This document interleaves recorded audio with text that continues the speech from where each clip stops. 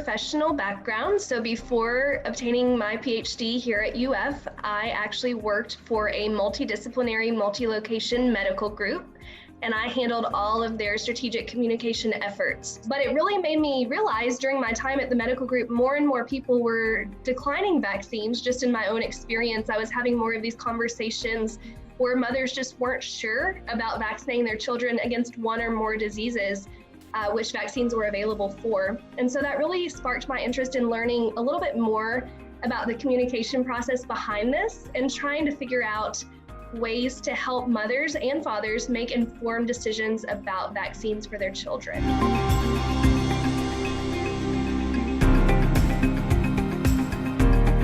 So one of the first research studies I actually did here at the University of Florida was published in Health Communication, and it was featured by the Centers for Disease Control Health Science Digest back in January as one of the key papers to look at focusing on social media and health topics at this time.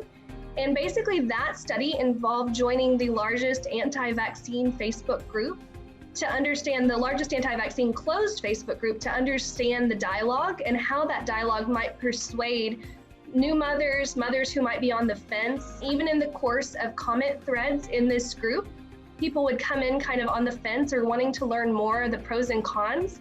And in some cases, within the course of just a few hours or days, they actually decided, at least according to the comments, they expressed an intention not to vaccinate their children based on this Facebook information, based on resources they were given, such as documentary links, links to other social media pages. And so really, I've learned that this is a multifaceted process. You really have to target your campaigns to very different audiences because vaccine decision-making is ongoing and it's on a spectrum.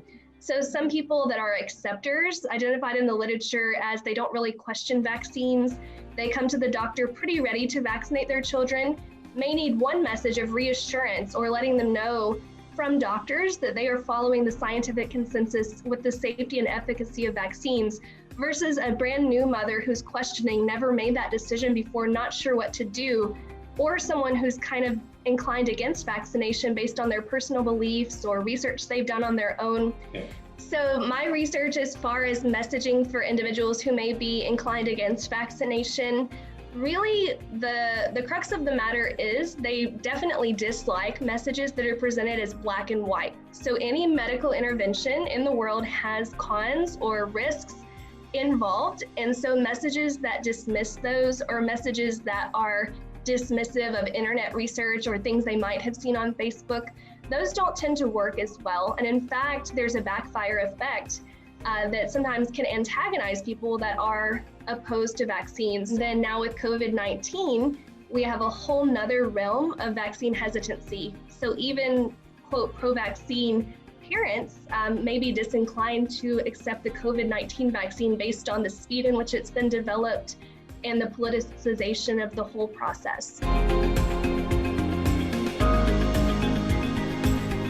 I'm looking right now, I'm doing a framing analysis of all the vaccine ads on Facebook in the last couple of months, really since January, so I would say about 6 months.